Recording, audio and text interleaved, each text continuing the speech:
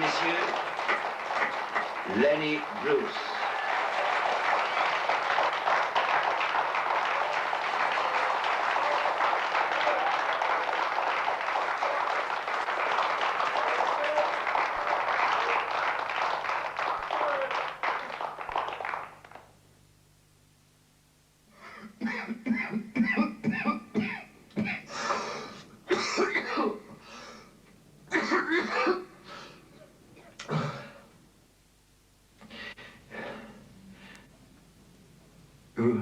Vous savez quoi?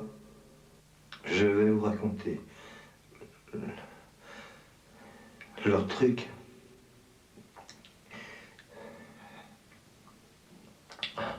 C'est...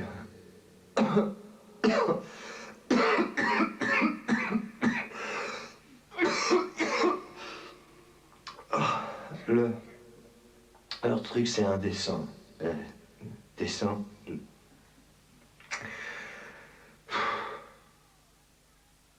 Hot, honey, hello, let's hear everybody.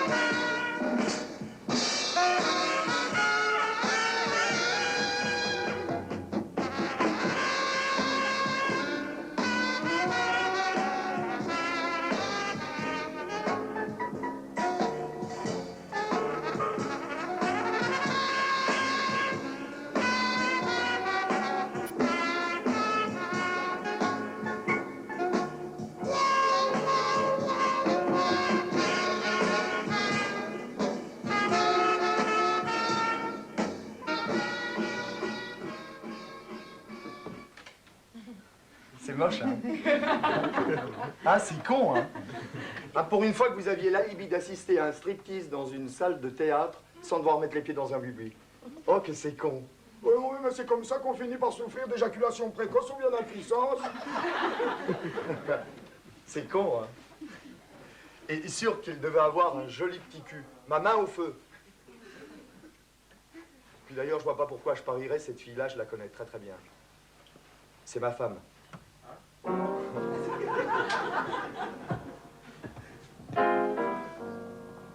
Ma femme, Honey Harlow, stripteaseuse. Ma grande prêtresse, ma complice des mauvais jours. Au départ, on est passé de catastrophe en catastrophe ensemble. On avait à peine de quoi bouffer, mais on pouvait s'acheter des monstres de lessiveuses qui n'entraient même pas dans l'appartement. Quelle époque! On n'a pas arrêté de rigoler, de se taquiner, de se chahuter.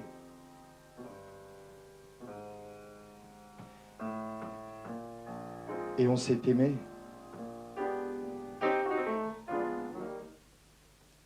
Oh oui, on s'est aimé. Rien ne pouvait vraiment nous arriver parce qu'on était toujours ensemble, vous savez. Et quand il y en avait un de nous deux qui était un peu à plat, ben c'était l'autre qui remontait le moral à tous les deux. Mais pourquoi je vous raconte tout ça, moi, nom de Dieu? Monsieur Lenny Bruce, acceptez-vous de prendre pour épouse marié à une stripteaseuse? Il n'en revenait pas lui-même. Il était persuadé que selon les critères religieux, la nudité en soi n'est pas lascive, mais que le cabaret l'est. Et la civilisation qu'il y a sur le plateau une bonne femme qui se déshabille et dont le but principal est de faire bander le public. Tu vas arrêter de faire du striptease. À moins que je ne puisse me faire à l'idée d'être un demi-macro. Non mais, vous voyez le conflit? Vous le sentez le conflit? Non. Non, allez, quand vous prenez un type moyen. Non, celui-là, il est en dessous de la moyenne, vraiment. Non, mais quand vous prenez un type moyen, que vous lui dites, c'est pas une chouette poulette, ça, mon vieux. Ouais, elle est super. Et en quoi consiste sa beauté pour toi? Ben, elle a de beaux cheveux, elle a des yeux terribles, et puis surtout, elle a des nichons extra. T'épouserais une femme comme ça? Oui, mon vieux. T'épouserais vraiment une fille comme ça? Oui, je te dis. Et tu la laisserais s'habiller comme ça? Oui, non. Non, mais t'es malade, t'es barjot, quoi. Et pourquoi, mon vieux? Mais parce qu'elle a ces nichons qui sortent. Et pourquoi elle t'a plu en premier lieu? Parce qu'elle avait ces nichons qui sortaient. Non, vous l'avez compris maintenant, le conflit? Il est là, le conflit. Tous les mecs, ils ont envie d'avoir pour épouse un mélange de sauteuse et de catéchiste. De Vierge Marie et de pute à 15 000 balles la nuit. Non, 25 000 les mecs, 25 000.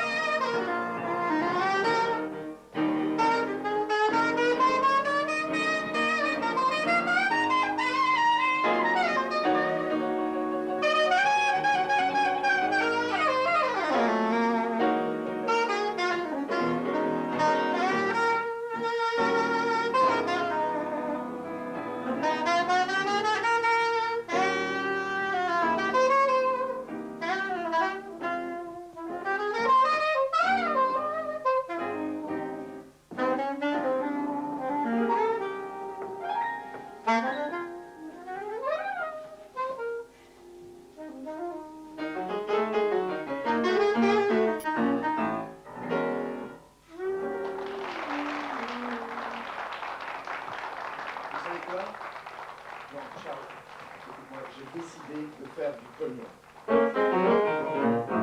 Beaucoup de pognon. C'est vrai, j'ai décidé de faire du pognon. Je vais écrire un bouquin. Un bouquin terrible sur la sexualité. Ça sera jamais que le 743e cette année-ci, mais un bouquin extra. Hein, vous savez, genre Master et Johnson. En couverture, il aura l'air d'un truc très érudit, très intellectuel. Enfin, comment le faire? Comment réussir son mariage? Une vie sexuelle saine, dans un esprit sain, un corps sain. 4 500 balles, il va coûter. Mais attention, hein, je vous mets dans la confidence. Si vous suivez les instructions du bouquin, vous n'y arriverez jamais. Tout sera fait pour avoir le score nul. On y dira 4 500 balles. On y dira toujours aller dîner chez elle, rencontrer ses vieux, sans oublier les compliments. Et puis, je donnerai aussi les dialogues que le type sera censé dire. Premier chapitre. Bonsoir, monsieur d'Autremont. Dites terrible, hein, votre fille. Nom de Dieu, elle a un de ses châssis et un de ses culs, bordel. Ah, bonsoir, madame d'Autremont. Dites, monsieur d'Autremont. Mais elle n'est pas mal non plus, votre femme. Enfin, je veux dire, question par choc. Et puis, si vous sortez avec la fille, utilisez des plaisanteries, mais soyez francs. Elles adorent les types francs. Dites-lui, René, René, qu'est-ce que t'as, René? T'as tes règles? T'as tes règles? Dites-lui toute la nuit. Et puis, si vous voulez ça, vous savez ça quand vous êtes dans la voiture, ça, ne demandez pas ça comme ça, demandez ça élégamment, soyez un gentleman, employez des euphémismes, des doubles sens. Dites-lui, René, René, je me demande quand même bien, devant ce ciel étoilé, et me positionnant, moi, comme existentialiste devant l'infini de l'infini, Je me demande quand même bien avec qui je vais baiser cette nuit. Elle trouvera ça si fin que vous l'aurez sans peine. Puis ajouter des trucs supplémentaires du genre... René, je te mettrais bien autre chose que ton âge. Et ailleurs que sur ta carte d'identité. À propos, oui, à propos, j'ai trouvé mais le moyen, mais incroyable et infaillible pour lever une fille à chaque fois. Alors là, c'est pour vous, hein, les mecs. Ça vous intéresse, vous allez voir. Non, mais vous faites la connaissance d'une gonzesse et vous lui dites écoute chérie, j'aimerais beaucoup sortir avec toi, mais voilà. J'ai un problème.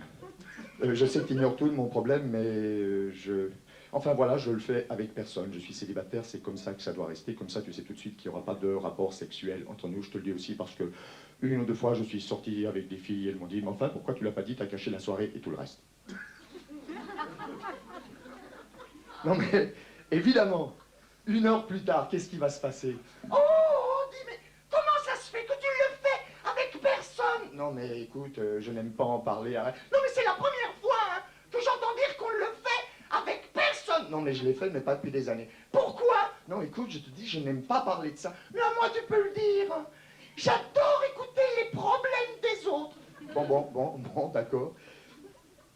C'est la manière dont je suis bâti. C'est anormalement gros. Oh! Tu l'as si gros que ça? Ah oui? Non mais tu veux me faire marcher ou quoi? Non, je te jure, j'ai plus eu de rapport sexuel depuis 1947. Oh!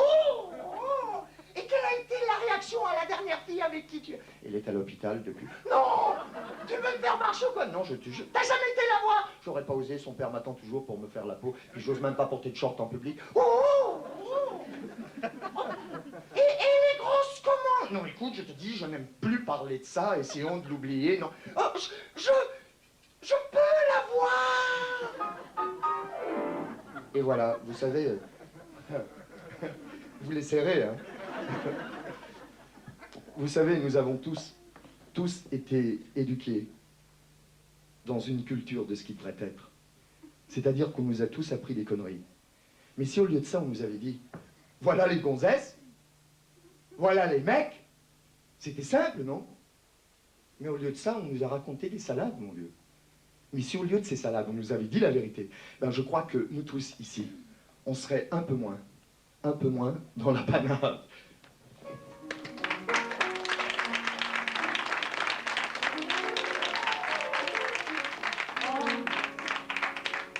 Vous savez, après tout, on faisait le même métier. Il déballait ce qu'il avait dans la tête, et moi, je montrais mon cul. Mais il faut croire que les mots, c'est plus dangereux qu'une stripteaseuse. Je n'ai jamais eu de procès, en tout cas pour ça. Lui, ils l'ont fait crever à petit feu. Au début, c'est vrai, on se marrait tout le temps. Et on s'aimait. Mais tous ces mecs qui bandaient en me voyant en moitié nu sur la scène, ça le tracassait vraiment. Et j'ai fini par accepter d'arrêter un temps. Le temps qu'ils se rendent compte qu'il fallait beaucoup plus qu'ils n'en gagnaient pour faire de moi une chanteuse. J'ai recommencé à me déshabiller devant des mecs. Hiha! Un contrat de 2 semaines à Las Vegas! Je ne veux pas que tu remettes tes pieds sur un plateau, tu m'entends? Oh non, ce sera que pour 2 semaines et après fini! Non mais tu déconnes ou merde! Pour une fois, j'ai eu des couilles.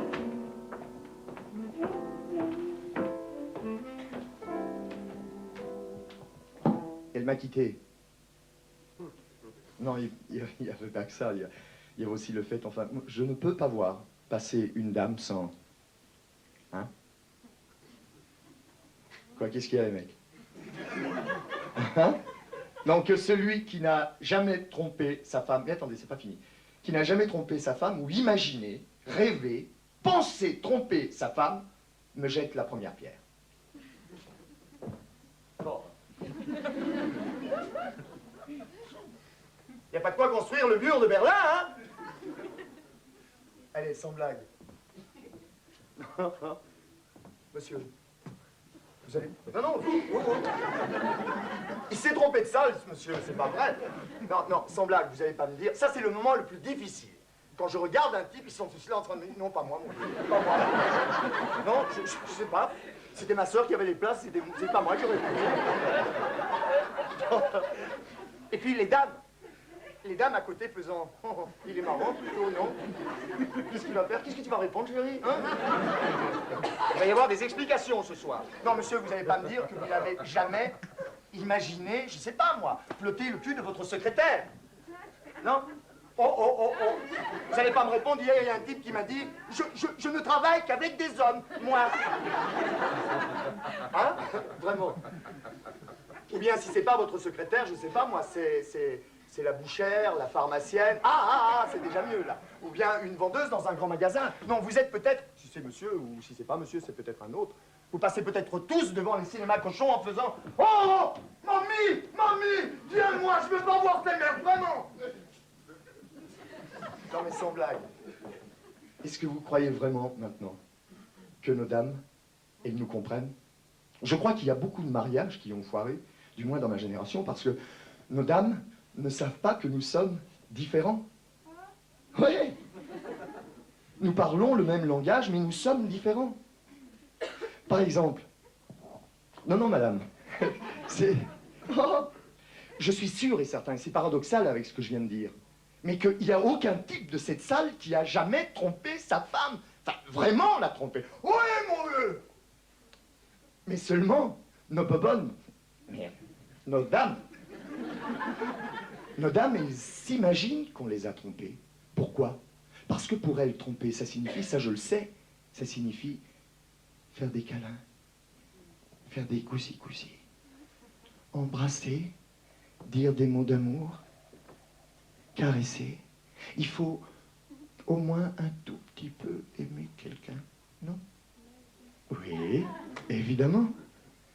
Mais avec nous, les mecs, ça n'entre pas en ligne de compte. Vous, mesdames, vous êtes émotion. Voilà. Mais nous, les mecs, on détache. On détache peut-être pas consciemment, mais on détache quand même. Une gonzesse, elle ne peut pas passer au travers d'une vitrine et 5 secondes après se retrouver au plumard. Mais tous les mecs de cette salle, ils sont pareils. Ils idolâtrent leurs femmes. Ils sont fous d'elles. Ils rentrent après le boulot avec leur petite auto, leur petite mallette. Ils ont une collision frontale sur l'autoroute avec un bus. Il y a 40 morts sur le pavé. Le type, il n'est pas encore à l'hôpital, il est dans l'ambulance. Il fait du gringue à l'infirmière. Ah! Non mais qu'est-ce qui vous prend à un moment pareil, à un endroit pareil? Alors le type... Je bande. Ça m'excite. Non mais c'est un dingue, ce type. Il y a 40 morts sur le pavé qui gisent dans leur sang. Et ce type-là, il bande. Je ne sais pas, moi. Non mais c'est une bête. Il bande alors qu'il a le pied coupé. Bah, peut-être qu'il vaut mieux que ce soit le pied qui soit coupé, non? Mais qu'est-ce qui vous excite comme ça? L'uniforme d'infirmière, je crois. Dégoûtant personnel, il pourrait, avec moi, alors qu'il a le pied coupé. Oh, donc vous savez, Tous les mecs sont charnels. Vous les mettez sur une île déserte. Non, mais pas tous ensemble. Vous les mettez sur une île déserte, ils le feront avec n'importe quoi. Ils le feront avec un trou, avec de la boue, avec leur poing, avec une charrette, avec une échelle, avec un arbre, avec un poulet. Avec un poulet. Allez, vous essayez d'imaginer ça avec un poulet? Allez, vous, madame. Vous rentrez par un bel après-midi d'été. Vous sortez de chez le coiffeur et vous avez acheté une petite tartelette pour faire plaisir à votre mari, à votre compagnon. Et puis alors vous rentrez à la maison, vous direz à tout. Vous rentrez dans la maison, enfin vous rentrez dans le salon, il n'est pas là. Chérie, chérie, chérie, chérie. Dans la cuisine non plus, vous vous poussez dans le jardin. Chérie, chérie, chérie, chérie, il n'est pas là. Vous passez à l'étage supérieur. Vous allez dans la chambre à coucher et vous trouvez votre mari installé sur le lit conjugal avec un poulet. Est-ce que vous allez commencer à pleurer? Est-ce que vous allez commencer à vous dire « Oh, c'est la fin de notre union, la fin de notre mariage avec un poulet, avec un poulet ?» Est-ce que vous allez être ce genre de femme qui allait dire « Un poulet sur notre lit. Et vous alors, le mari, non, non, écoute chérie, je... Arrête, hein. Et ne me touche pas, et si tu vas bouffer, demande à ton poulet de te le cuire. Trop cul. Non. Oh, les mecs, ne riez pas, hein. Vous savez, c'est illégal. Semblance de rapport sexuel avec un poulet, monsieur, enfin, avec un animal. Comment? Ah, comme c'est drôle. Mais ça, c'était pas pour faire référence à vous, madame. Non, mais même quand ça s'est passé avec un poulet, j'ai des mecs qui viennent me dire, des amis à moi, oh mon vieux, c'est terrible. Moi, je suis un mari sincère, tu vois. Chaque fois que j'ai trompé ma femme, il faut absolument que je lui dise. C'est comme ça, je suis un type sincère. Dernièrement, je lui ai encore dit, Cathy, t'as pas trouvé un mouchoir avec du rouge à lèvres dessus. Je t'avoue, c'est le mien, je t'ai encore trompé. Alors, tu sais, Cathy, si tu veux me punir, eh ben, t'as qu'à me quitter, t'as qu'à partir et emmener les 8 gosses et le chien. Wow! Non! Vous savez, tous les types, je vous l'ai dit, sont charnels. Et ça n'a rien à voir avec l'amour, mesdames. Le mot tromper, c'est un mot de dame. Alors si vous saviez ça par rapport à nous, il y a peut-être un peu plus de mariage, d'union, qui tiendrait. Seulement voilà, on divorce. Et quand on est à 35 ans, ou plus de 35 ans, ou 40 ans passés, sur quel genre de bonne femme on va tomber quand on est divorcé? Ouais, ça c'est la question difficile. Sur une divorcée. Et on hérite automatiquement aussi de l'ustensile, de l'accessoire indispensable à la divorcée, le mouflet de 7 ans. Écoute chérie, j'aimerais beaucoup que tu viennes à la maison, seulement voilà, oui je sais. Il y a le petit. Seulement je sais aussi que finalement je vais atterrir dans l'appartement. Et que je serai emmené dans la chambre où il dort, le petit. Parce qu'elles sont comme ça les mamans. Et puis qu'elle me dira, au-dessus du petit lit, tu entends? Tu vois comme il dort. Tu entends? Tu entends comme il dort. Par contre, ce que j'entends aussi, et ça c'est moins drôle pour nous les mecs, c'est quand un type a quitté sa bonne femme, qui vient me raconter, oh mon Dieu, moi ma femme c'est une coureuse, et je suis plus avec elle, mais je m'en fous, tu comprends? J'ai la garde, j'ai les gosses. Alors l'innocent, l'inconscient, il va se dire, putain, voilà un type.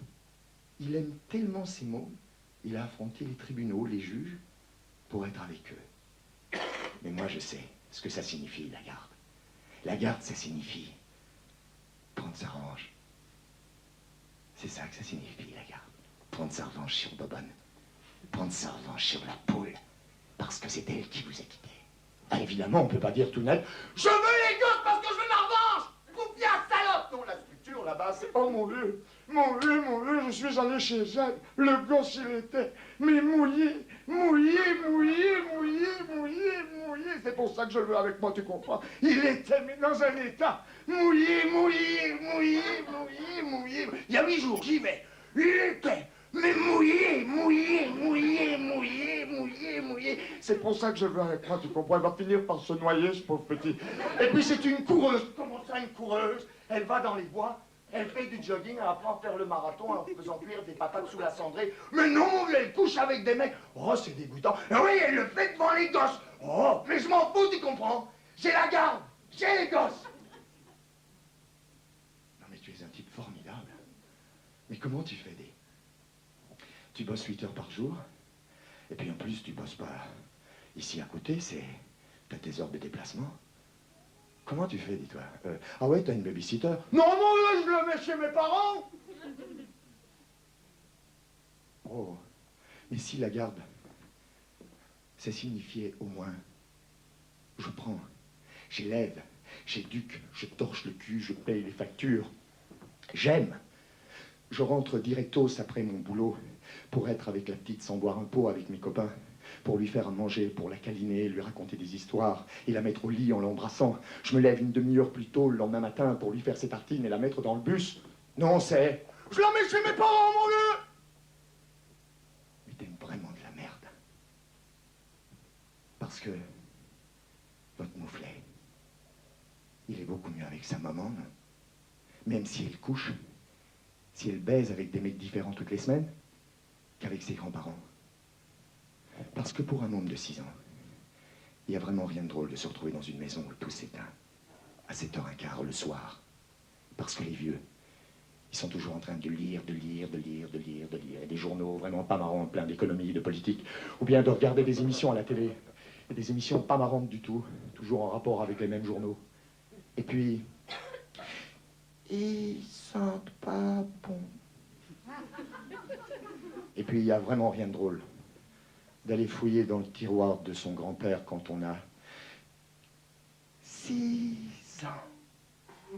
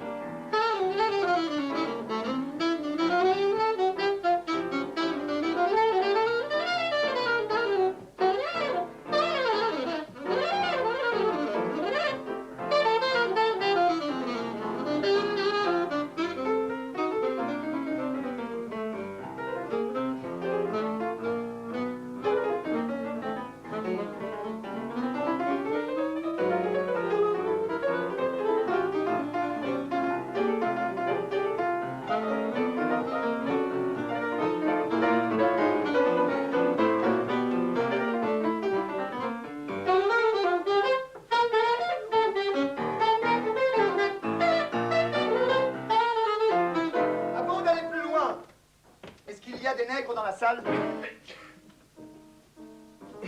Non, excusez-moi, mais dans le noir, je ne vois pas bien. Non, non, et je parle pas de ceux qui viennent vider les poubelles ou nettoyer les chiottes, hein. Je parle de spectateurs. Oh, mais qu'est-ce qu'il raconte là sur nos amis les noirs? Ouais. Toi, par contre, je t'ai bien vu, là. C'est vrai, plus bon que ça, tu meurs. Hein? Vous savez, les murmures choqués, les noirs, moi je fais pas mon numéro sur les noirs quand ils sont rentrés chez eux, ou moi que je sois seul dans mon appartement. Non. Pas plus que je ne parlerai de catholiques dans un temple protestant ou de culture dans une administration culturelle. Non mais quand même, je voudrais bien voir votre tête et la vôtre, monsieur, dans 10 ans, si un jour, votre fille, enfin votre grande fille, rentrait chez vous et vous disait « Papa, maman, devinez qui vient manger à la maison ce soir. Oh, tu entends, chérie? Oui, mamie, tu entends? Enfin, elle a trouvé chaussures à son pied. Et qui c'est, ma petite? Voilà, papa, maman, c'est Harry. Même si c'est Harry Belafonte, hein. La tête du beau-fils, il est quand même un peu trop bronzé, non? Parce que, pas d'illusion, hein, la petite, si elle devait choisir entre Harry Belafonte et Charles Lawton, ou Ben Turpin, ou W.C. Fields, hein? Et vous, les gars, si vous deviez vivre mes 20 ans de votre vie, hein, avec une femme blanche, des blanches, ou une femme noire, plus noire que ce plateau, mais 20 ans, hein, 20 ans à la voir sous toutes ses coutures, à la voir sous toutes ses facettes, à la regarder bouffer en face de vous, à la voir se démaquiller, à l'entendre ronfler la nuit, 20 ans. Allez, pas de parti pris, on va prendre des femmes de la même génération. La blanche, c'est Margaret Thatcher. J'adore, moi, doucement.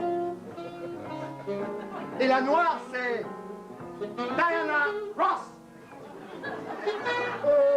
Est-ce que je peux réfléchir pendant 24 heures, s'il te plaît? Hein? Nègre. Si on avait entendu le mot un peu plus souvent, peut-être qu'il aurait perdu de son sens, non? Si on avait vu John Fitzgerald Kennedy à la télévision faire I want to speak to you, c'est un vrai bad man, c'est un vrai Jackie, c'est un Malheureusement, c'est un vrai spectacle, right now,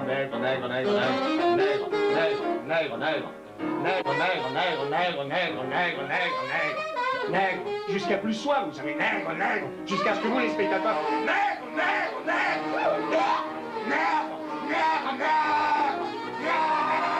Mais peut-être qu'on ne verrait plus des petits noirs rentrer de l'école chez eux en pleurant.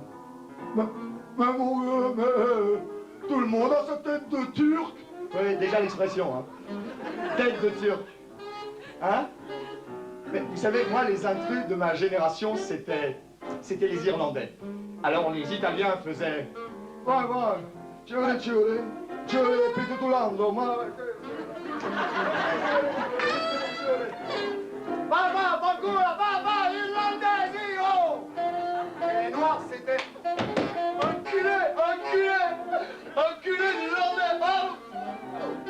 Tête de Turc.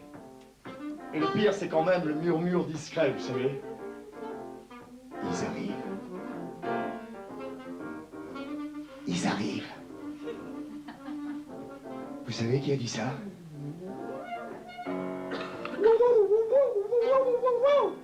Les Indiens, mon vieux. C'est les Blancs, ils arrivent. On laisse entrer une famille de Blancs, mon vieux. Et toute la smala qui s'installe. Oh, vraiment, Bruce. Là, c'est dégoûtant, tous ces trucs. Les Blancs, les Noirs, les Irlandais, les Juifs, les Italiens, les Turcs. Vraiment, c'est indécent, tout ça. Indécent. Indécent. J'ai quand même pas dit que j'allais pisser sur vous, non?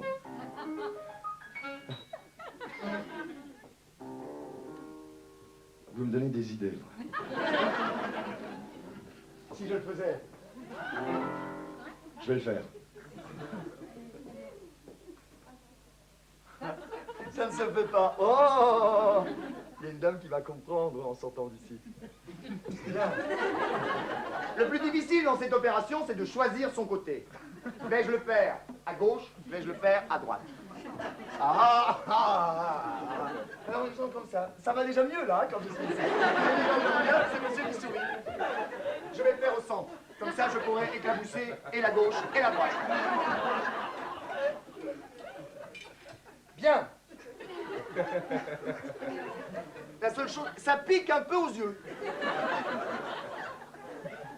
Non, c'est de l'eau chaude. C'est tout, n'ayez pas peur. Quoique, avant-hier, je suis arrivé au dernier rang.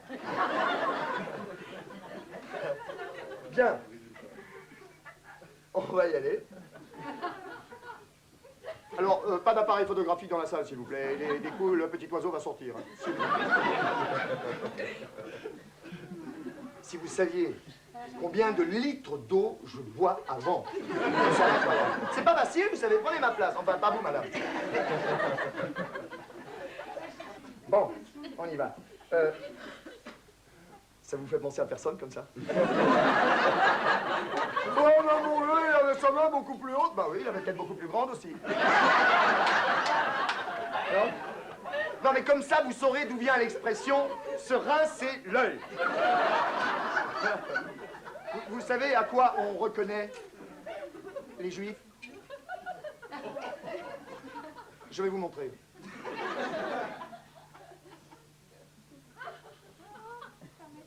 À la qualité du tissu. Non, rigolez pas. Quand vous savez qu'il y a quelques dizaines d'années, vous savez, il y a des gens qui enlevaient le pantalon de tous les petits garçons pour voir s'ils étaient juifs et les envoyaient. Non, je vais pas le faire. C'est un show, non? Un spectacle. C'était pour rire. Non mais quand même, il avait ouvert sa braguette, ce dégoûtant personnage.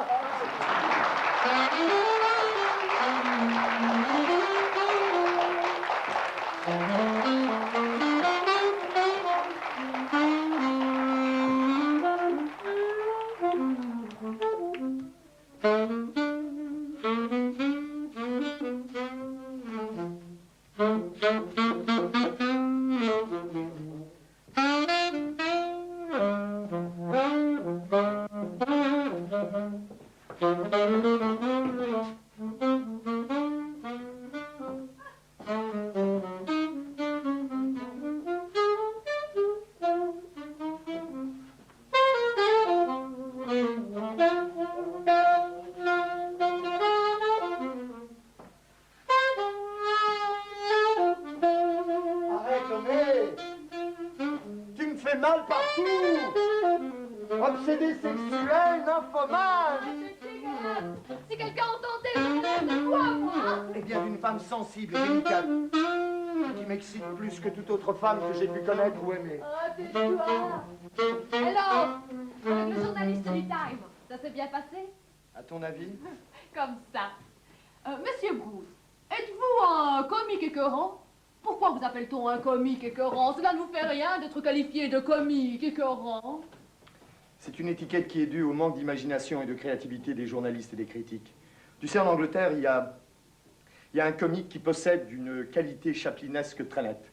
Alors les questions, c'est « Monsieur Guinness, comment se fait-il que vous soyez qualifié de comique chaplinesque? Seulement, Il y a un autre comique anglais qui s'appelle Peter Sellers et qui lui possède une qualité guénicienne indéniable. Monsieur Sellers, pourquoi dit-on que vous êtes un comique guénicien? La motivation des journalistes, c'est pas de recevoir des propos des gens qu'ils interviewent, mais de faire des articles intéressants, intéressés et modifiés selon le style de la publication pour laquelle ils travaillent. Les journalistes. Mais pas tous les journalistes. Certains journalistes bafouent leur intégrité en posant des questions dont ils ont déjà les réponses. Et toi? Mais encore une fois, pas tous les journalistes. Et toi? Continue. Continue. Je sais que vous devez détester quelqu'un ou quelque chose pour avoir ce point de vue écœurant sur l'humour.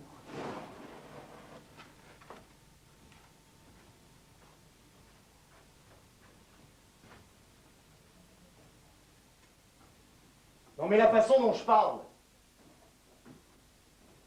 les mots que j'emploie, la façon dont je parle, les mots que j'emploie, sont quelque part beaucoup plus corrects que ceux d'une génération antérieure et pédante.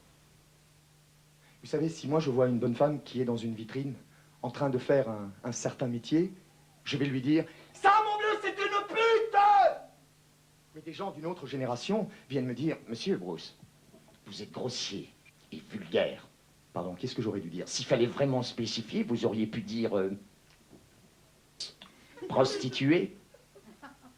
Non, mais est-ce que le but d'un mot, est-ce qu'il n'est pas d'être le plus proche possible de l'objet que veut décrire son utilisateur? Oui, oui, oui, oui, on vous voit venir là, Monsieur Bruce, mais le langage correct peut faire ça.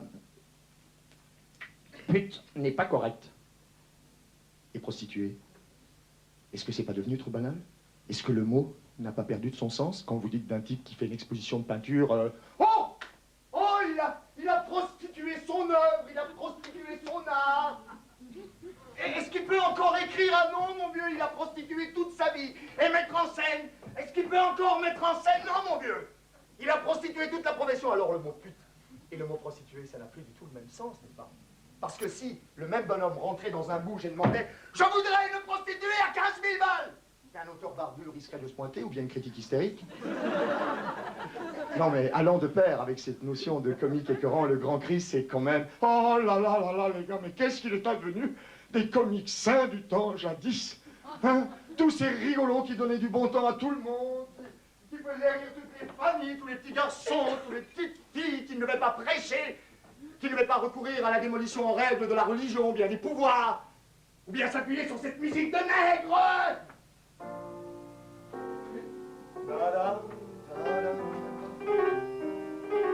Il ne devait pas recourir à la caricature des handicaps physiques ou aux sales blagues de toilette. Mais c'est vrai ça. Mais qu'est-ce qu'il est advenu du traumatisme sain des années 30, 40, gnangnante, gnangnante, gnangnante et suivantes? Vous savez, toutes ces blagues de lune de miel où on ne se préoccupait que de savoir comment il l'avait fait, pourquoi il l'avait fait, du nombre de fois qu'il l'avait fait. Toutes ces blagues de nuit de noces, agrémentées, soutenues visuellement par des cartes postales style station balnéaire où on voit un éléphant, la trompe fouillant une tente, et à l'autre bout de la tente, une tête de femme, hystérique et échevelée, faisant « Oh, oh, oh, oh, oh, oh, oh, Georges !» Hein? Non mais qu'est-ce qui est arrivé à toute cette belle jeunesse? Parce qu'il y a certaines personnes, quand même, qui me suivent un peu. Je vais vous montrer, enfin, pour elles, je vais vous montrer l'objet le plus choquant qui soit au monde. Ah!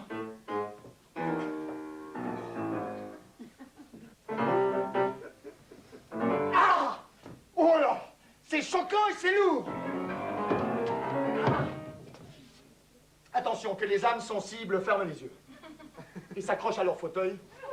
Je vais vous montrer l'obscénité.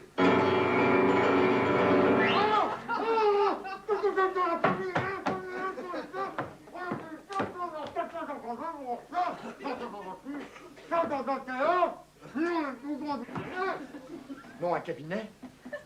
Non, mais vous savez, ceci a reçu un prix 2 années consécutives dans une biennale de scénographie. Vraiment. Spécifiquement, si je peux vous raconter des sales blagues de cabinet, ou des blagues de chiottes dégueulasses, il me faudrait un cabinet sale. Et ce cabinet, il est propre. Merci la régie. On va quand même essayer. Attention, leçon de choses. C'est d'ici que le public participe un peu. Attention, parce qu'il y a des salles très très fortes. Vous avez vu? Oh. Est-ce que cette toilette a un niveau de conscience? Mademoiselle. Oh, mais enfin, dis, je viens au théâtre comme ça, c'est incroyable, on pose des questions, je suis avec mes amis, je vais avoir l'air de quoi si je me trompe? Hein? Non mais, et en plus, vous savez, j'ai pas de bol, je prends des billets de tombola toutes les semaines, je gagne jamais. Ici, on est 100, boum. Mademoiselle, est-ce que cette toilette a un niveau de conscience? Oui, j'essaie de me remémorer, je ne sais plus dans quel bouquin c'est. Dites-le sincèrement, catégoriquement.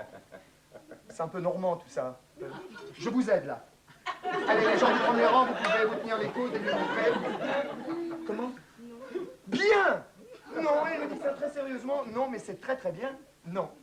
C'est pas une toilette consciente. Parfait. Mais est-ce que cette toilette peut avoir un système nerveux central? Vous, madame? Oh, ça c'est difficile. La première question me semblait plus facile. Je suis désolé, mais c'est vrai. J'ai pas encore vu. Je suis dans la conscience pour le moment, mais ces pages-là, je les ai pas encore vues. Madame, est-ce que cette toilette a un système nerveux central? Central, hein? Un système nerveux central, comment? Oui, vous avez dit oui? Non, mais vous pouvez, hein? Il y a des gens comme ça, j'en ai rencontré quelques-uns. Ils croient que c'est là la conscience, vous savez. Alors vous leur mettez des petits ordinateurs ou quoi, alors ils viennent tranquillement s'asseoir sur les toilettes en se disant c'est là la conscience, moi je suis moi, elle est là. C'est légal, vous savez. C'est elle qui... Madame, s'il vous plaît. Est-ce que cette toilette a un système nerveux central? Les gens qui sont autour peuvent répondre à sa place? Non. Bien, il y en a un, oh là là. Oh là là, on avait... Bien, merci. Non. C'est pas une toilette consciente. C'est une bête toilette. Alors cette toilette, elle ne peut pas être obscène. Vous savez, l'obscénité, c'est une manifestation humaine. Oh, on en apprend des trucs ici. Parce que si cette toilette, elle pouvait être obscène, elle pourrait être aussi malade. Merde, je l'ai touché tout à l'heure. Ou bien communiste, mais elle est un peu pâle pour ça, non?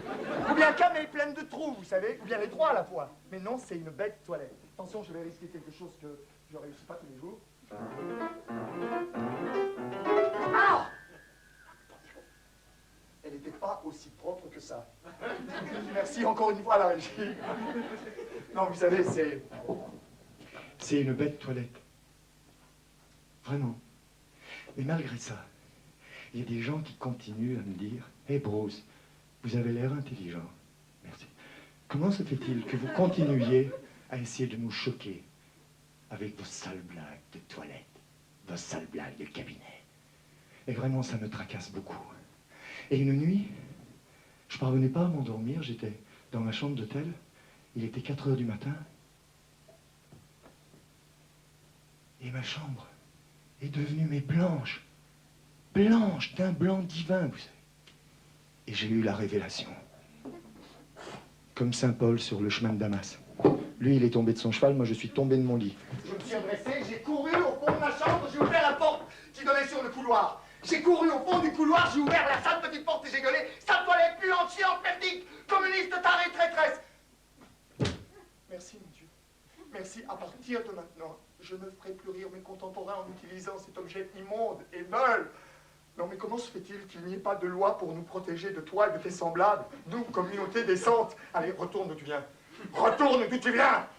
Ah, t'es encore plus long que tout à l'heure, mon putain. Et emmène le bidet et l'évier avec toi.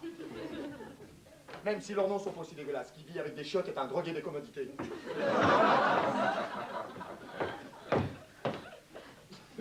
Un scoop. Les puristes ne vont pas au cabinet. Je peux encore lui dire un truc. T'as de la chance que t'es blanche, ma vieille! Oh. Non mais, comment se fait-il qu'il y ait des mots, comme le mot toilette, qui soient sales? Le mot cabinet, c'est incroyable. Comment se fait-il qu'il y ait des mots comme morve, comme chiotte, comme couille, comme cul, comme con, comme connard? C'est la même chose. Non, mon vieux, je préfère un joli petit con tout blond à un sale vieux connard. Hein? Comme le mot cancer. Et comment se fait-il que tous ces mots soient considérés comme sales? Beaucoup de mots commençant par la lettre C, vous avez vu. Beaucoup de mots aussi qui ont perdu de leur valeur. Allez, quand on déteste vraiment quelqu'un, qu'est-ce qu'on lui dit? Hein? Va te faire foutre! Oui, quand c'est le mot mais le plus chrétien qui soit au monde. Le mot foutre, on devrait employer ce mot-là que dans les étreintes les plus passionnées, dans les moments les plus amoureux. Foutre. Vous savez qu'avec qu'un quart de goutte de foutre, on fait exactement 642 salles comme celle-ci. Le mot foutre, va te faire foutre. Mais quand on déteste vraiment quelqu'un, on devrait lui dire « Démon de mon vieux !» Mais non, non, comment se fait-il qu'il y ait des mots qui pourtant nous habitent ou bien nous reçoivent et qui sont considérés comme sales? Vous savez, si je pouvais extraire de vos cerveaux ces 50 mots, vous savez qu'on arrête la guerre. C'est la paix, vraiment. C'est ça la sémantique. 50 mots. Oh, la fête. Vous savez, il est quelquefois 3 heures du matin, je me retrouve après un spectacle dans un restaurant, bien dans un bar, je suis tout seul devant mon assiette ou devant mon verre. Et je vois 3 tables plus loin, une gonzesse qui est dans le même cas que moi. Et j'ai envie de parler avec elle. J'ai envie de lui faire entendre de la musique. Et là, aucune image physique, hein, rien de charnel. Non, mais parce que là où j'habite, c'est un mot sale, je ne peux pas lui dire « Tu viens à mon hôtel ?» Non, mais les comiques sains, ils ont donné une connotation tellement dégueulasse, tellement sale au mot hôtel, mais que je pourrais même pas téléphoner à ma grand-mère, disons, pour qu'elle vienne chercher une Bible de Gutenberg, parce qu'il est 3 heures du matin, à mon hôtel. À 2 heures de l'après-midi, oh là, le mot hôtel, c'est un mot propre. Oh, parce que c'est là que s'y réunit le Kiwanis, le Rotary, le Lions Club, les partis politiques. Là, c'est très, très, très propre. Mais à 3 heures du matin, nom de Dieu, de bordel, de merde. Quel est le mot qui va être propre, et pour la société, pour la fille? Quel est l'endroit où on peut habiter et qui soit propre, et qui va choquer ni la fille, ni la société? Cherchez. Le mot roulotte. Ah oui, le mot roulotte. Tu viens dans ma roulotte? Ah oui, je viens dans la roulotte. Ah oui, c'est pas sale les roulottes. Les roulottes, c'est le lac bleu, c'est la chasse, la pêche, c'est la cueillette des fraises sauvages, des champignons, les petits oiseaux, les petits lapins, les cigarettes camel. Oui, oui, je viens dans ta roulotte. Et où elle est ta roulotte? Dans ma chambre d'hôtel. Et pourquoi est-ce qu'on ne peut pas lui dire simplement, écoute, j'ai envie d'être avec toi, j'ai envie d'être bien, j'ai envie de te serrer peut-être contre moi. Mais non, c'est... Tu montes pendant que je change de chemise! Ou bien, on prendra un café! Vous verrez, dans 40 ans, le mot café, ça sera un mot sale de plus. Café.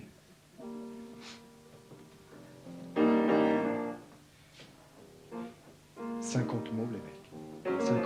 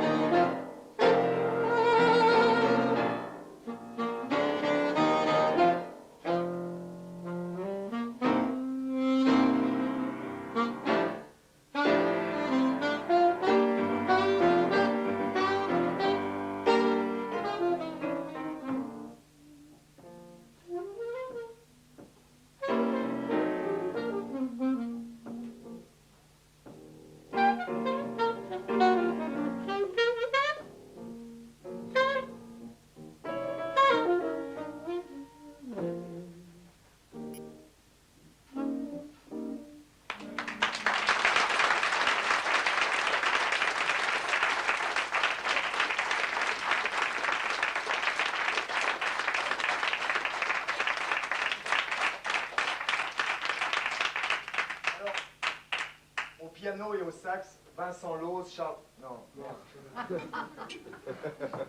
Charles Lose, Vincent Mardens, Charles Lose.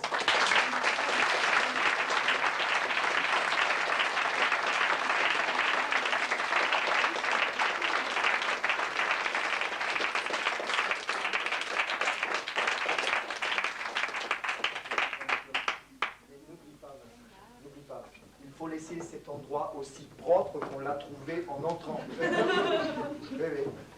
Et reviens à temps, hein. Ne reste pas un quart d'heure, parce que... ou 20 minutes même. Qu'est-ce que tu fous pendant 20 minutes dans les cabinets, mon vieux? Non, mais vous avez compris leur truc maintenant. Non pas à Charles et à Vincent. Ce qui est mauvais, ce qui est bon.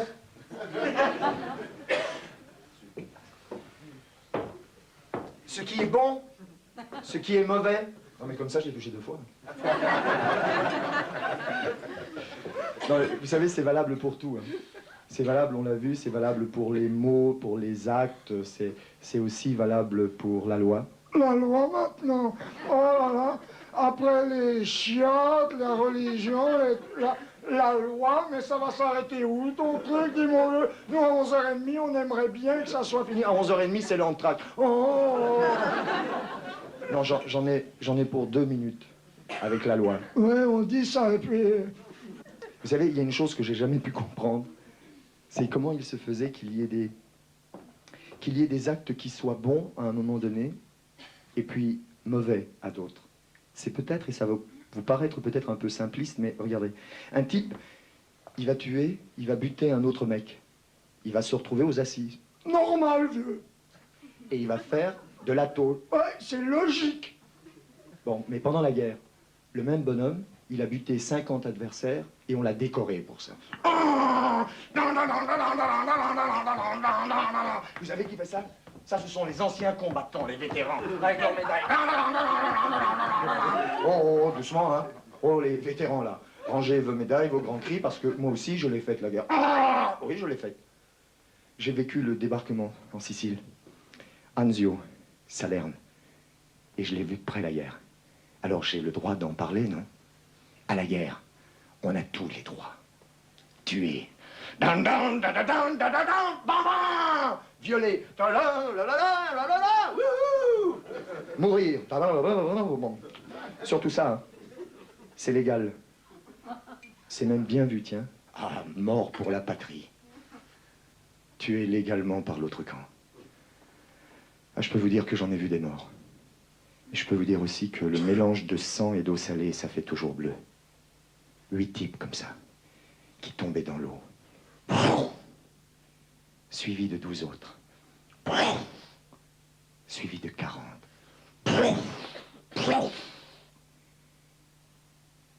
Tous ces types, tous ces corps qui flottaient gracieusement le long de l'étrave de mon bateau, l'USS Brooklyn.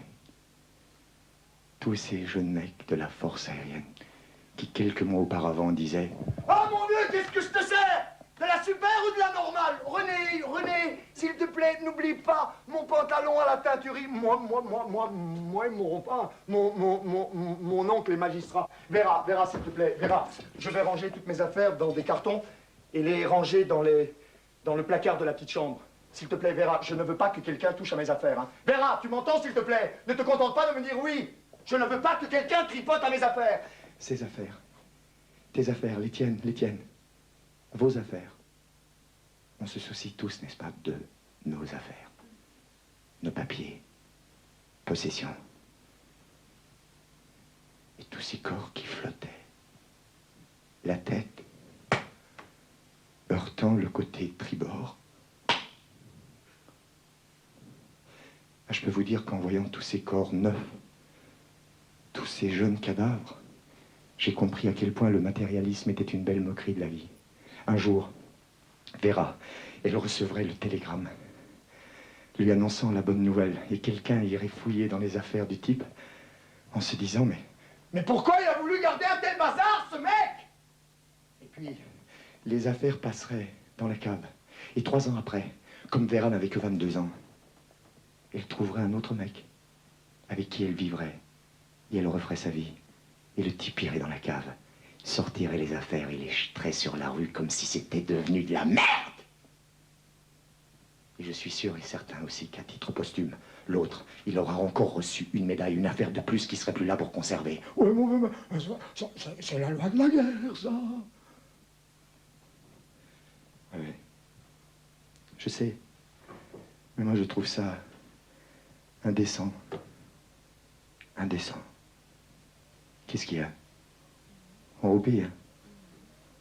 C'est trop sérieux, hein? Ouais, bon, finalement, c'était mieux tout à l'heure avec les chiottes.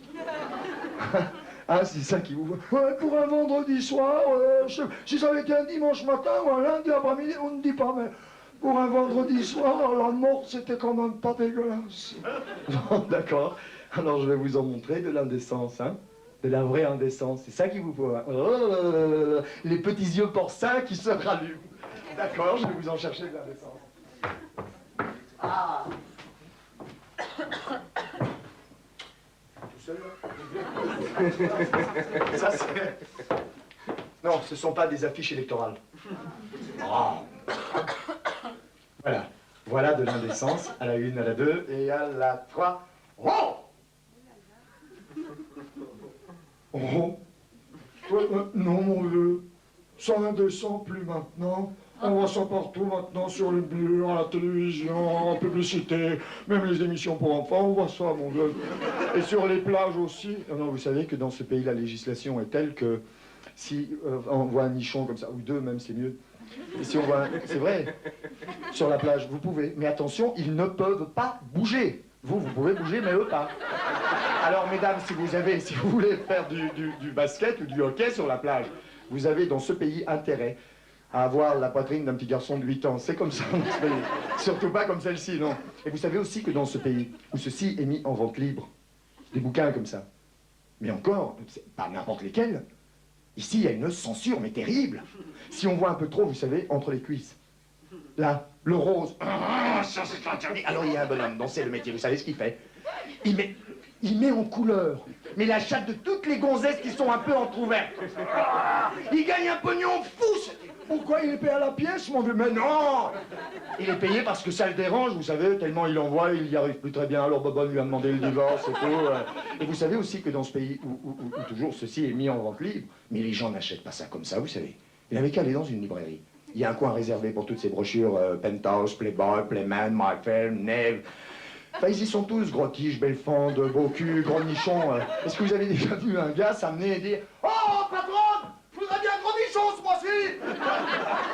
Et dire « Dites, je regarde la page centrale pour voir si ça me convient, hein. Quoi? C'est pas une blonde, ce mois-ci je lui vends pas son cul comme il faut, moi ça ne l'achète pas votre mère. » Non, mieux, il va s'approcher du comptoir et dire excusez-moi, mais est-ce que l'article sur les nouveaux philosophes est dedans ce mois-ci? Ou bien même mieux, il va prendre le bouquin et le glisser dans l'écho de Wall Street, vous savez. Mais je vais vous dire, vous savez que 10% du chiffre d'affaires de tous les journaux que vous lisez, c'est pour servir de couverture à ce genre de publication. Non, ceci, indécent, non, vous rigolez ou quoi? Je l'adore, moi, cette fille. Non, ma conception, c'est qu'on ne peut rien faire de sale avec le corps de qui que ce soit. Il n'y a qu'une chose qui peut rendre sale ce corps, c'est le tuer. Caril Chessman, c'était sale. L'USS Brooklyn, mon bateau, c'était sale. Hiroshima, c'est sale. Mais le corps de cette fille ici, il n'est pas sale. Et celui qui va dire le contraire, il va dire aussi que le corps de ma mère, de ma fille, de ma sœur, de ma femme est sale. Vous rendez sale ceci par votre éducation. Quand vous dites aussi à vos enfants « Nicolas, Noël! Mais qu'est-ce que c'est que ça, sale petit garçon? Qu'est-ce que c'est appelé ce sale zizi? Oh !» Et Nicolas et Noël se sont couverts, vous savez. Quand ils sont devenus plus grands, ils ont même laissé pousser leur barbe pour tout cacher. Et puis ils n'ont plus trouvé comme boulot que de travailler dans les grands magasins en fin d'année, mois de novembre, mois de décembre, en recevant tout le temps des petits garçons sur les genoux, c'est pervers. Non, non, sans oublier quand même, bon, c'est bientôt... Non, non, vous avez compris là, hein? Non, cette fille ici, c'est la fille la plus charmante, la plus séduisante que j'ai vue ce dernier mois. Non, le mois prochain, il y en a une autre. Vous savez, dans les sex shops, dans les vrais, il y a des étagères et des étagères, mais en perdre la tête pleine de cul et de nichons. Alors dans les fonds de ces sex shops, vous avez des mecs, vous savez ce qu'ils font? Ils regardent ces filles en format 18-24, vous savez, sous cellophane, et tenues par un hymen d'aluminium. Et ils regardent ça. Et ils sont dans le fond en train d'essayer d'enlever la graffe pour mieux voir. Ils font je vois le clitoris. Et ça, ce sont les grandes lèvres. Et ça, ce sont les petites lèvres. Et ça, c'est le col de l'utérus. Et ça, c'est le côlon. Vous savez, j'ai jamais pu comprendre pourquoi il y avait des mecs qui dépensaient mais un pognon fou pour regarder les culs et les nichons de ces gonzesses. Mais ça, c'est leur problème. C'est encore rien.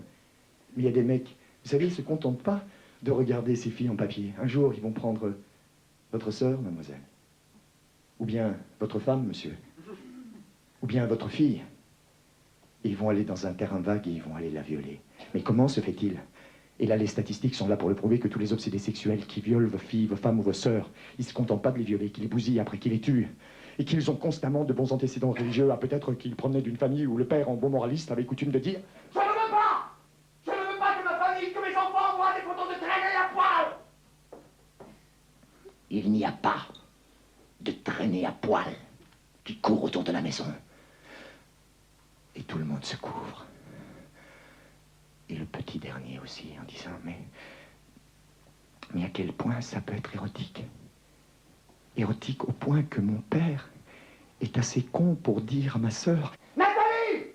Nathalie, si tu veux encore aller au bassin de natation, mets un soutien-gorge! et que ma sœur n'a que 7 ans et demi, et qu'il en ferait tout un problème. Un jour, je verrai à quoi ça ressemble.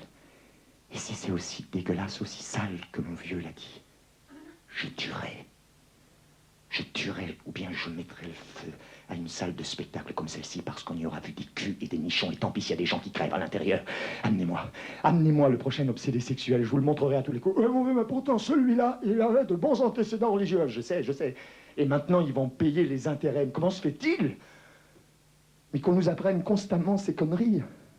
Vous savez, une chose incroyable aussi qu'on nous apprenne, enfin que cette société nous apprend, c'est à jeter la première pierre. Vous savez, vous êtes suffisamment intelligent pour savoir que vous n'êtes pas parfait, que vous n'êtes pas bon, que vous savez plutôt que vous avez des défauts, que vous êtes faible. Mais on vous a appris ces deux conneries. C'est que l'homme bon, l'homme parfait existe. Mais alors, la partie de bon qui ne s'applique pas à vous, elle doit nécessairement s'appliquer à quelqu'un d'autre. C'est logique, ça. Et alors, ça donne quoi? Je vais vous montrer. Michel, envoie-nous la photo, s'il te plaît. Voilà, c'est te dit, tout le monde, il y a peut-être des gens qui ne savent pas très bien ce que c'est, hein, mais ça s'est passé quelques instants après, c'est une photo qui a été prise quelques instants après l'accident, enfin, l'attentat contre notre président, Kennedy. La dame que vous voyez sur le capot arrière de la voiture, c'est la présidente, Jackie Kennedy. Et le monsieur que vous voyez enjamber le capot, c'est un des gardes du corps du président. Ce type, il a reçu une médaille. Pourquoi? Parce qu'il a couvert et protégé Madame Kennedy. Et je dis là, mais c'est très bien, c'est logique, bravo. Et je crois d'ailleurs que c'est la seule chose qui se soit passée par rapport à cette photo, par rapport à cette photo-ci. Je dis après l'accident, après l'attentat. Mais qu'est-ce que je vois dans Time Magazine, sous cette photo, la légende suivante. Madame Kennedy se précipite hors de la voiture et va chercher du secours. Je me dis, mais où allait-elle aller? Et quelle est son expérience en la matière? Oui, j'ai su tout de suite. J'ai entendu les coups de feu, j'ai vu mon mari blessé à mort, moi-même un peu éclaboussé de sang, alors j'ai su tout de suite ce que je devais faire. Je suis sorti de la voiture pour aller chercher du secours, pour aller chercher de l'aide avec l'accent français, Bouvier.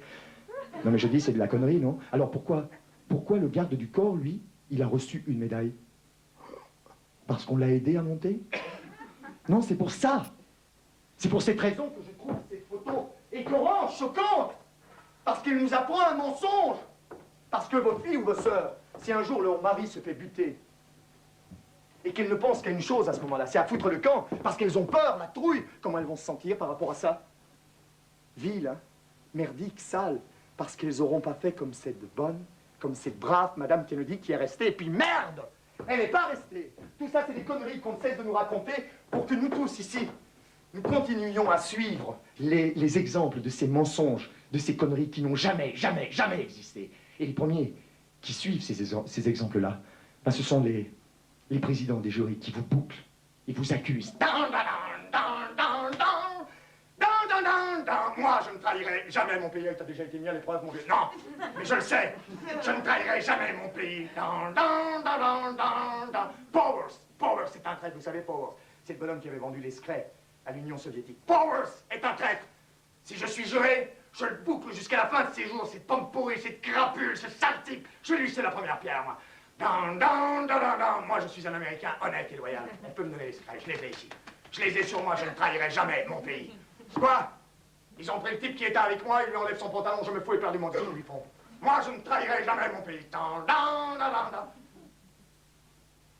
Pourquoi est-ce qu'ils lui mettent un entonnoir dans le cul? Dites, vous pouvez pas, les gars. Vous pouvez pas mettre un entonnoir dans le cul des gens comme ça. Hein. Alors, non, la convention de Genève. Enlevez l'entonnoir qui est dans le cul de... pourquoi est-ce qu'il faut chauffer du plomb? Vous voulez m'intimider? Je ne trahirai jamais mon pays. Ah là, là. Ils n'ont quand même pas versé le plomb brûlant dans l'entonnoir qui est dans le cul du type, quand même. Là encore pour quelques petits secrets. Non, merde! Ils le font! Oh, les gars! Surprise! Surprise! Une blague, je les ai ici sur moi, les secrets! Ils sont ici, c'est des secrets de merde! Je vous donne en prime... Oh, d'ailleurs, c'est devenu de la merde de tout court. Je vous donne en prime le président et la Maison Blanche. Mais s'il vous plaît, éloignez le plomb brûlant. Hein. De ma vue, je ne veux pas voir de plomb brûlant. Non, ça me dérange, je ne sais pas. Ça me... Non. Mais enlevez le lavement plomb brûlant. Je ne veux pas de lavement plomb brûlant, moi. Allez vous faire foutre. Oui, j'en ai eu une fois, ça me plaisait pas. J'allais tout déranger, j'étais malade. Non, vraiment. Écoutez, je vous donne 1 million de secrets. Mais qu'est-ce que c'est que ça, ces petits secrets? Éloignez-le. Oh.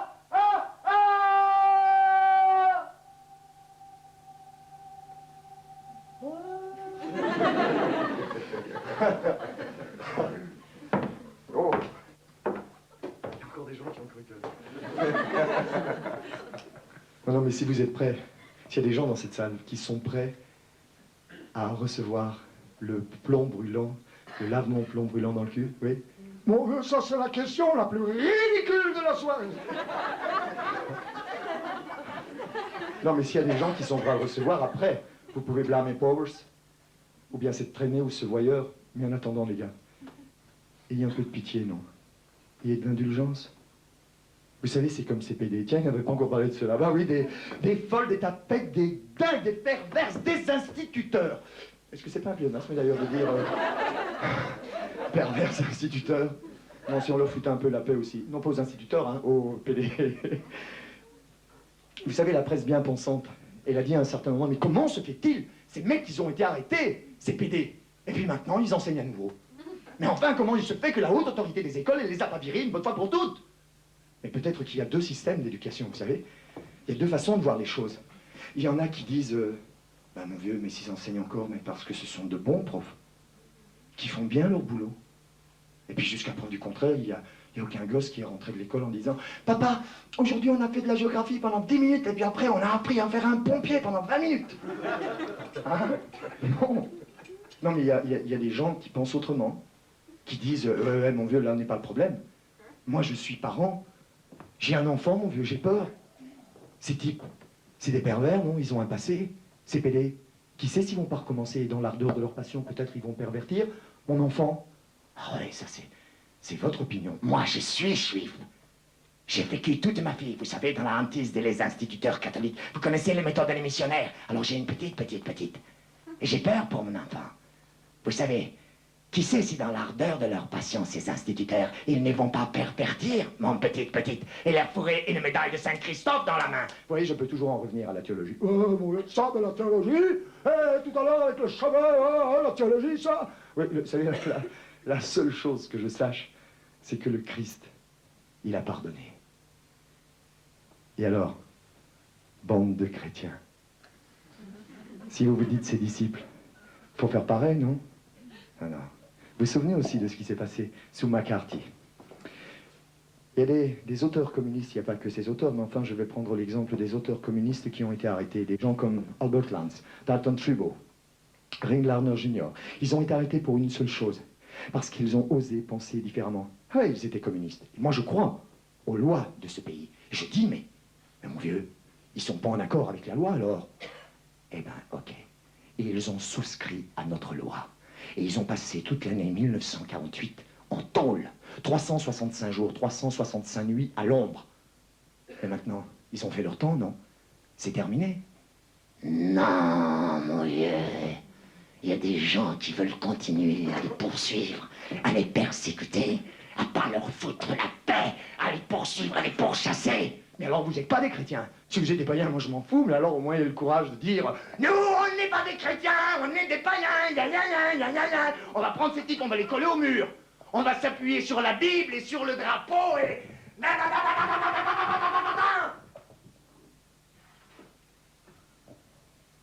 Mais si vous croyez aux lois de ce pays, et que les gens ont souscrit à vos lois, et si vous croyez au Christ et au commandement, après, oh, s'il vous plaît, ayez un peu de pitié, nom de Dieu. Foutez-leur la paix. Pardonnez.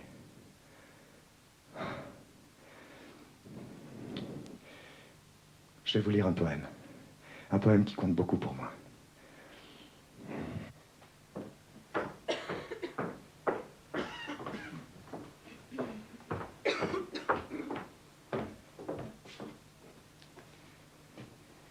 C'est un poème de Thomas Merton.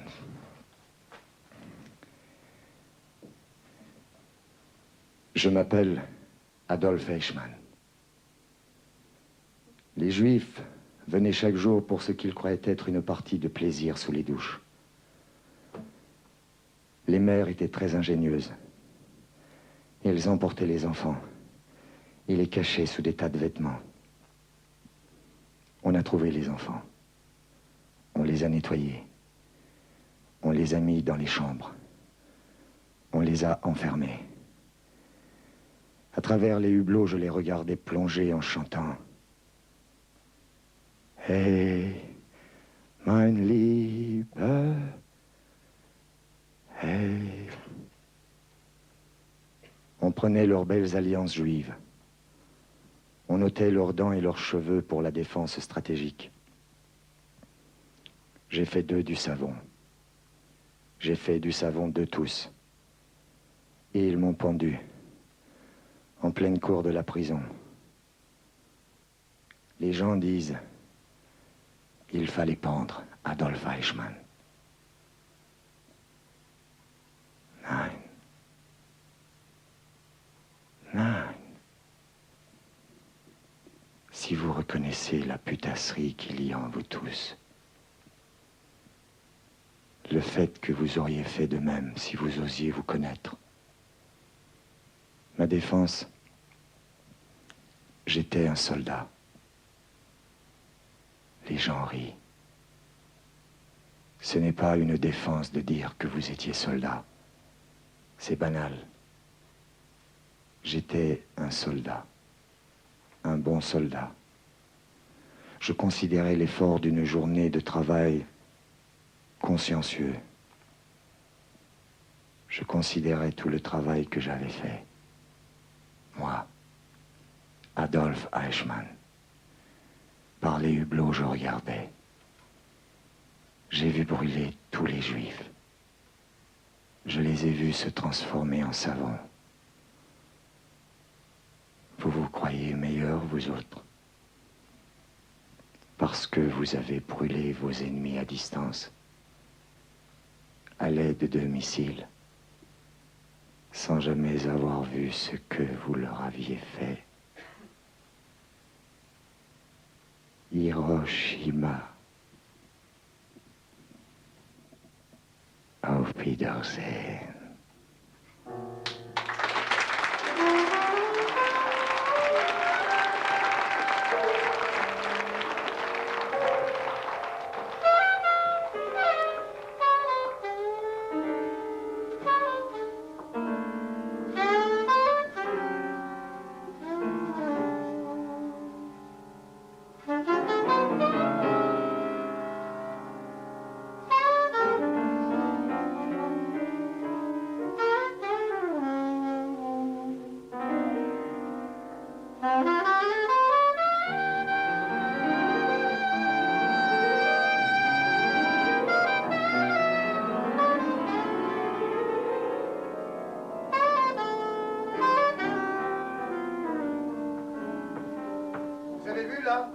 petites lampes qui s'allumaient, qui s'éteignaient.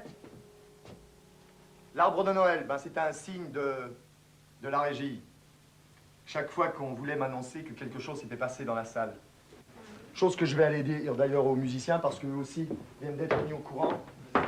Dites les gars, vous savez quoi, hein? Il y a 5 flics qui viennent d'arriver et qui sont dans le fond de la salle. Vous vous rendez compte? Il y a 5 flics qui viennent d'arriver. Alors, s'il vous plaît, si vous avez de l'héroïne sur vous, glissez-la sous l'état de cela. Et vous, les pétards, dans les axes entre les noirs et les blanches. Non, vous vous rendez compte, il y a 5 mecs qui viennent d'arriver dont la moralité est telle, ils n'ont jamais embrassé une petite fille ni étranglé un petit garçon. Hein? Non, mais je me suis fait tellement de fois arrêter cette année-ci, mais pour tout, n'est-ce pas? Je me gratte les cheveux, j'ai les doigts dans le nez, j'ai la braguette qui est ouverte, je me calme, tout. Et puis on se fait tellement de fois arrêter, on se dit, mais c'est pas possible. Tout le monde peut quand même pas se tromper. Eh ben si! J'en suis arrivé à la conclusion que tout le monde se trompe! Vous vous trompez tous! Ça, c'est le début de la parade. Moi, on me poursuit, je suis poursuivi par les communistes. Les communistes, ils parlent souvent des communistes. Enfin non, c'est la mafia. La mafia m'en veut! C'est la deuxième fois qu'ils parlent de la mafia. Non, j'ai les francs-macs, mais plein la tête, c'est eux qui m'en veulent, qui me poursuivent. Comme ça, on les aura tous sur le dos, vous savez. Bon, mais l'étape suivante, c'est... On m'arrête. Mais alors, la dernière étape, on embarque le public pour avoir écouté un spectacle impudique. Ça serait fantastique, ça. Vous vous rendez compte, un soir comme aujourd'hui, où les types sont... Vraiment, il y a des gens qui se disent, merde, vraiment, on a payé 450 balles, pas tous. Pas tous, il y en a qui ont payé beaucoup moins. Il y en a même à qui on a donné de l'argent pour venir. Vraiment, il nous fait chier. Avec toutes ces conneries, on aurait mieux fait de regarder une bonne émission de télévision, que sais-je, bon, un bon feuilleton, merde. Et puis ce soir-là, rac! On les embarque aussi, tous. Et alors, monsieur Bohin, comment se fait-il? Vous avez entendu le mot pompier et vous êtes resté pendant 3 quarts d'heure? Est-ce que c'est bien raisonnable tout ça? Nous avons les enregistrements, vous savez. Et puis vous avez encore entendu le mot enculé, et puis vous êtes encore resté pendant 3 quarts d'heure. Comment ça se fait? Comment? Vous êtes pharmacien et entraîneur d'une équipe de football? Très bien, c'est du joli, mon vieux. Vous viendrez avec nous pendant 1 mois, puis vous ferez les pilules à l'infirmerie, et puis au moment de repos, vous leur apprendrez à marcher au pas. C'est très bien. Non, vous pensez bien. Et vous savez, la chose la plus naïve que j'entende, c'est... Les gens croient que ce sont les flics qui m'arrêtent. Mais alors, Bruce, si ce sont pas les flics, c'est qui? Ah, ce sont des amis, des copains à vous pour des coups de pub. Non, mais ça va pas la tête. Qui fait les lois dans ce pays? C'est encore une question, ça. Ouais, qui fait les lois dans ce pays? Hein? Vous? Ouais, et alors, mon gars? Alors qui m'arrête? Non, on ferait pas un truc comme ça, si, vous pensez bien. Non, on le ferait pas. Mais si, vous pensez bien. Le matin, le flic, il se réveille pas en disant Oh, Pomone, fais-moi du café et du citron pressé aujourd'hui, je ne sais pas ce que je vais faire, je réfléchis. 3 heures après, boum, il a décidé ce qu'il allait faire. Aujourd'hui, je vais coller 22 contraventions. Vous avez saisi le symbole? Et puis après, je vais arrêter en commençant l'alphabétique Bruce. Non. Ah oui, ça, il faut absolument que je vous raconte. Vous savez, à San Francisco, j'ai été arrêté. J'ai été arrêté pour avoir prononcé un mot. Mais un mot très très chic. Un mot de 9 lettres qui commence par un F et qui finit par un N. Je vais pas le dire, vous allez essayer de le trouver. Oh, il nous fait travailler ce soir. Allez, F-N. Pharaon. Non? Pharaon. Ah, il y a des gens ce soir qui vont rentrer chez eux et vont dire non, on a encore un mois, regardez.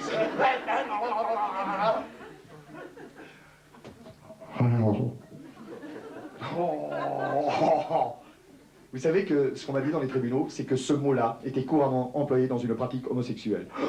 Je dis, mais enfin. Oh, là, moi, je ferais plutôt le rapport, madame, avec une femme que je pourrais rencontrer, que je pourrais connaître, que je pourrais même aimer, et à la limite même épouser, tellement elle me fait ça bien.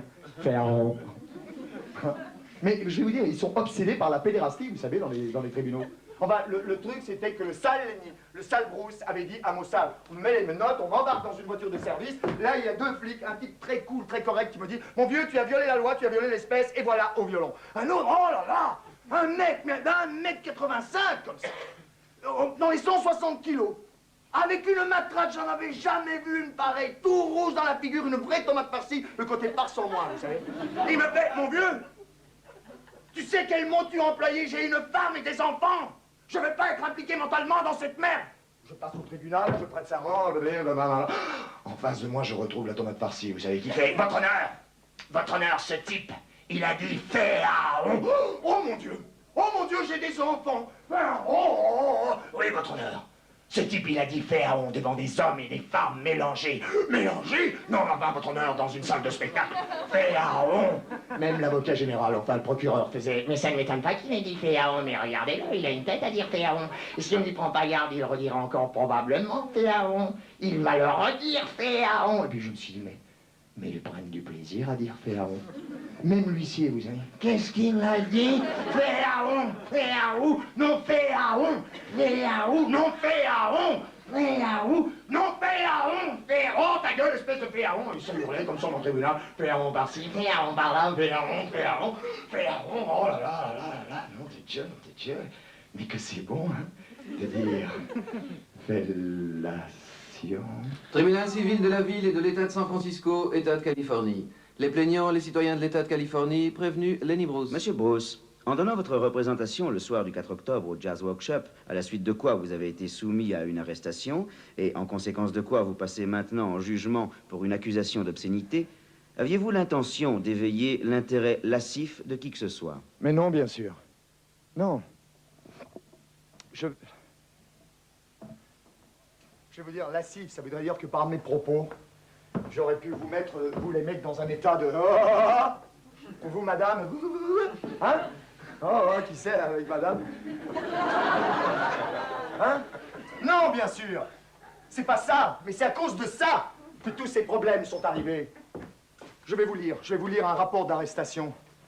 Un rapport de service, comme ils disent, Cour suprême des États-Unis. Le sujet, spectacle obscène. Monsieur, à la date et à l'heure susmentionnée, j'ai assisté à un spectacle de Lenny Bruce à l'endroit susmentionné, en compagnie de l'agente de police Corlene Schnell, 100-643, il y aurait des gens qui auraient envie de la rencontrer. Enfin, au cours de son numéro, 6 équipes de policiers, 6, ils sont venus à 6 équipes, de cette division ont assisté au spectacle Bruce et ont rentré 157 rapports. Le prévenu est accusé d'avoir violé le paragraphe 311, alinéa 6, du Code pénal de l'État de Californie qui déclare « Toute personne qui chante ou récite, en toute connaissance de cause, toute chanson, ballade ou autre mot obscène dans un endroit public est coupable d'infraction. » Monsieur Bruce, vous souvenez-vous avoir utilisé le terme « suceur » ? J'ai eu un entretien avec Monsieur Bruce pendant qu'on l'amenait du Jazz Workshop vers la voiture de patrouille, oui. Et j'ai parlé à Monsieur Bruce et j'ai dit, pourquoi avez-vous le sentiment que vous devez utiliser le terme suceur pour amuser les gens dans un endroit public? Et alors Monsieur Bruce m'a répondu, ben, il y a pas mal de suceurs, non? Alors quel mal y a-t-il à parler d'eux? Nous, jury de l'affaire susnommée, estimons le prévenu coupable de l'infraction, à savoir une violation du paragraphe 311 alinéa 6 du Code pénal de l'État de Californie. Après avoir réussi à entrer, nous nous sommes livrés à une perquisition dans la chambre du prévenu et nous avons trouvé dans le tiroir d'un bureau les objets suivants. Une boîte verte contenant 36 ampoules étiquetées méthédrine, une fiole en plastique contenant 11 pilules blanches non étiquetées, un flacon en verre contenant... Le prévenu a brandi une photocouleur représentant la poitrine nue d'une femme et il a dit « Dieu, votre Jésus-Christ, a fait ses nichons ». J'ai dit 11 pilules dans une fiole en plastique, non étiquetée. Un flacon en plastique contenant un liquide clair avec l'étiquette de la pharmacie George Evans. Narcotique numéro 4102, numéro 98-351. Une fiole en plastique contenant 13 pilules blanches, étiquetées antihistaminiques. 5 seringues en verre, 20 seringues en plastique, 4 aiguilles. Parlant de la guerre, il a affirmé « Si nous avions perdu la guerre, on aurait pendu Truman par les couilles ».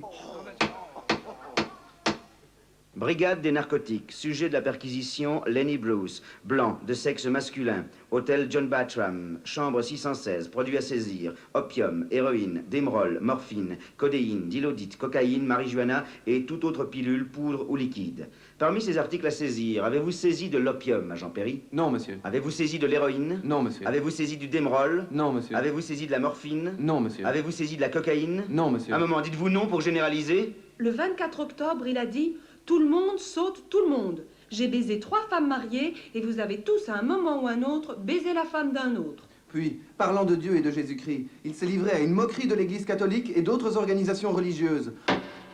Nous, jury de l'affaire susnommée, estimons le prévenu coupable de l'infraction, à savoir possession et utilisation de narcotiques, violation du paragraphe... J'emmerde la Cour suprême! La Cour suprême constate que le prévenu Lenny Bruce est un drogué et le condamne à 10 ans de surveillance au Centre de réhabilitation des drogués de l'État.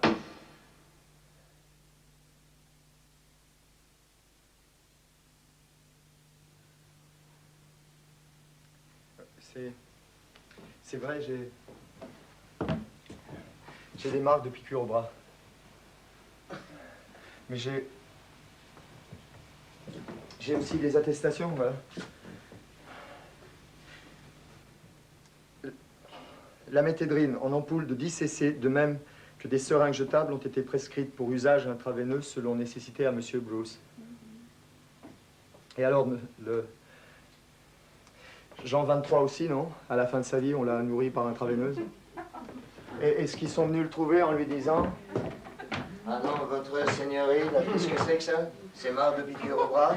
Hein? Non. Quoi? Alimentation par intraveineuse? Ils disent tout ça. Alors, Non, et vous prenez jamais rien? Vous prenez jamais un petit whisky pour vous remonter le moral? Ah. Ou bien un Valium, ou bien une tisane? Ah non, mon vieux, mais c'est pas se droguer, tu sais ça. Hein?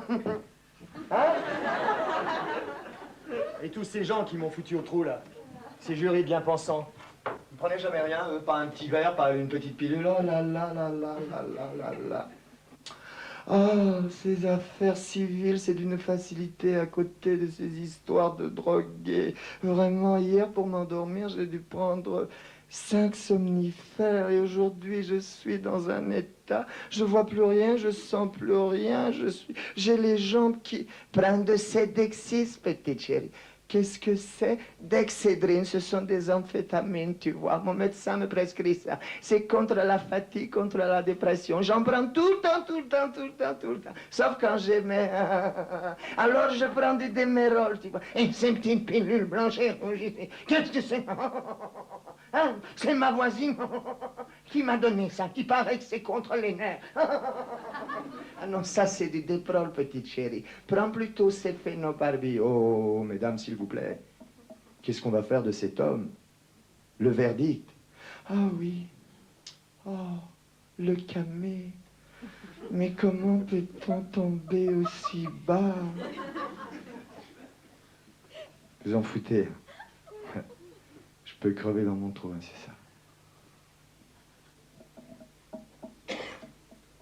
Nous, co-signataires, nous accordons à penser que les récentes arrestations de l'artiste de nightclub Lenny Bruce par la police new-yorkaise, pour des raisons de représentation indécente, constituent une violation des libertés civiles, telles qu'elles sont garanties par les 1er et 4e amendements de la Constitution des États-Unis.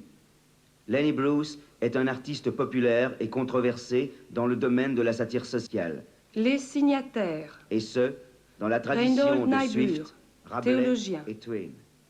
Bien Théodore que Bruce Reich, fasse usage de psychanalyste. langage vulgaire au cours de ses Woody représentations, Allen, il le fait dans Richard le contexte Burton, de son intention satirique Bob Dylan, et non pour susciter Herb Gardner, l'intérêt lascif de ses auditeurs. Paul Newman, Il appartient au public Elizabeth de Taylor, déterminer ce qui est choquant pour James lui. Baldwin, Et ce n'est pas la fonction de la Kay police Boyle, ni de tout autre Norman Mailer, décider ce que les citoyens Arthur Miller, peuvent entendre ou non. Henry Miller, Susan Sontag, Terry Southern,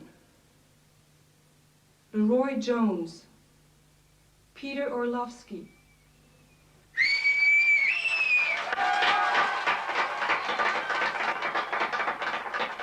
Mesdames et messieurs, Lenny Bruce.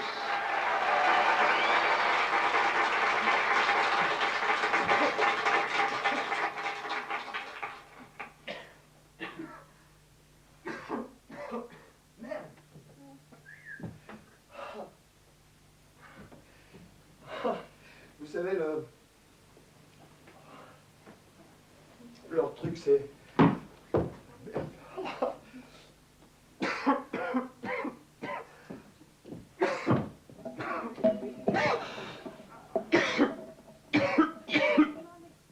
Vous savez, leur truc, là, c'est...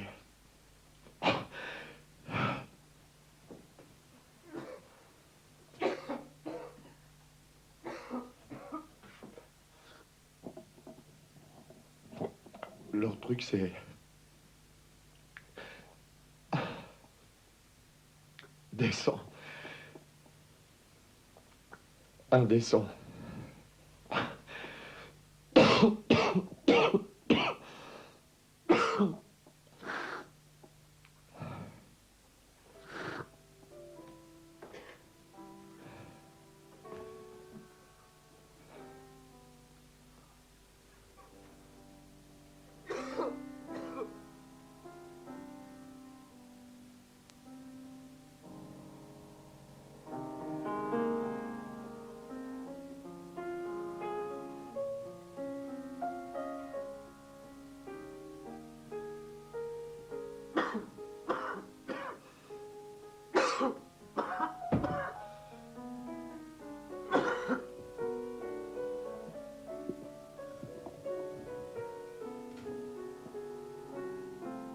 Quand il est mort, Denny était devenu très écœurant. Il pesait plus de 100 kilos, le ventre énorme, engraissé de douceur et de cocaïne. Et son esprit aussi était gras. Gras de vision, d'assignation, procès, inculpation, annulation et certificat de doute. Mais ce n'était pas un camé. Il n'était pas défoncé. Il voulait seulement, le 3 août 66, en prendre un coup. Ce fut sa dernière scène. Un dernier gros mot pour Lenny, mort à 40 ans. Ça, c'est obscène.